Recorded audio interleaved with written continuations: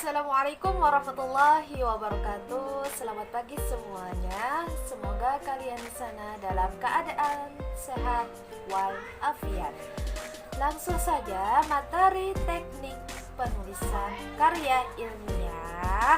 Yang pertama kita bahas penggunaan kata di. Dan yang kedua, pembinaan dan pengembangan bahasa Indonesia.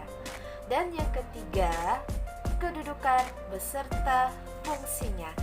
Dan yang keempat yaitu ragam bahasa Indonesia.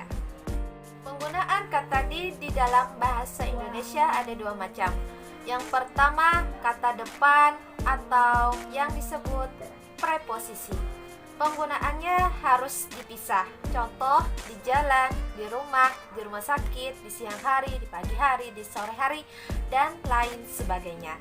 Dan yang kedua, kata imbuhan atau kata kerja pasif. Penggunaannya harus digabung. Contoh, dilihat, disayangi, dicintai, dan lain sebagainya. Pembinaan dan pengembangan bahasa Indonesia, hal ini sangatlah perlu. Dan mereka tidak bisa dipungkiri bahwasanya masih saja ada yang belum memahami dan menggunakan bahasa Indonesia dengan baik dan benar. Dan yang kedua, masih merasa gengsi atau malu untuk menggunakan atau berbicara dalam bahasa Indonesia. Bahkan mereka masih merasa bangga dengan dirinya menggunakan bahasa asing. Balai Bahasa menyerukan, utamakan bahasa Indonesia, lestarikan bahasa daerah, dan kuasai bahasa asing. Upaya cara mengembangkan bahasa Indonesia yaitu pertama, dimulai dari diri kita sendiri dengan cara membiasakan diri menggunakan bahasa Indonesia dengan baik dan benar serta menghilangkan bahasa gaul dalam kehidupan sehari-hari. Dan yang kedua, menghilangkan rasa malu ataupun gengsi pada diri kalian. Dan yang ketiga, mendirikan lembaga berbasis bahasa Indonesia. Dan yang keempat, menggunakan di forum-forum resmi ataupun formal.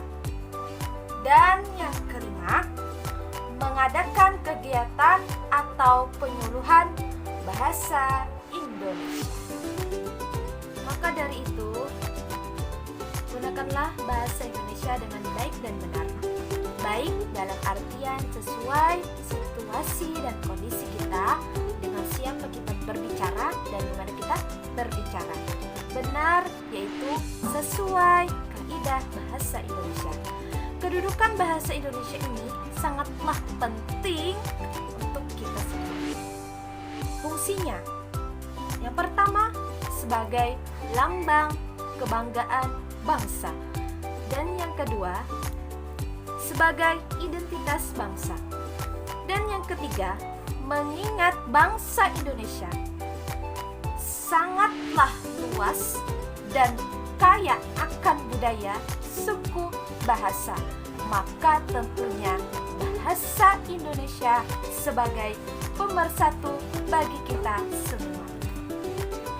Bahasa yang terakhir yaitu ragam bahasa Indonesia. Ragam bahasa Indonesia ialah variasi bahasa menurut pemakaian yang berbeda-beda, menurut topik yang dibicarakan, menurut hubungan pembicara, orang yang dibicarakan, serta menurut medium pembicara. Penggunaan bahasa Indonesia ini terbagi dua. Yang pertama, penggunaan bahasa Indonesia yang baku. Dan yang kedua, penggunaan bahasa Indonesia yang tidak baku. Yang pertama, penggunaan bahasa Indonesia yang baku ialah ketika situasi resmi ataupun formal. Contoh, saat upacara, saat rapat, saat mengajar di kelas, dan lain sebagainya. Yang kedua, penggunaan bahasa Indonesia yang tidak baku. Ketika kita bersama teman, di jalan, maupun kehidupan sehari-hari. Yang jelas, penggunaan bahasa Indonesia yang tidak baku ini tidaklah resmi. Ditinjau dari media atau sarana, ragam bahasa terbagi menjadi dua, yaitu ragam bahasa lisan dan yang kedua ragam bahasa tulisan. Ragam bahasa lisan merupakan ragam bahasa yang diungkapkan melalui lisan dan terikat oleh ruang dan waktu, sehingga situasi dan kondisi yang diungkapkan dapat mudah dipahami. Ragam bahasa lisan sangatlah ekspresif, di mana mimik, intonasi, dan gerakan tubuh dapat bercampur menjadi satu untuk menghubungkan komunikasi bersama mitra tuturnya. Yang kedua, ragam bahasa tulisan merupakan ragam bahasa yang pemakaiannya melalui media tulisan dan tidak terikat oleh ruang dan waktu, sehingga diperlukan kelengkapan struktur agar dapat mudah dipahami.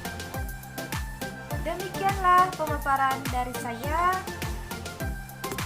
Salah khilaf mohon dimaafkan. Semoga bermanfaat. Wabillahi taufik wal hidayah. Summa ridha wal inayah. Wassalamualaikum warahmatullahi wabarakatuh.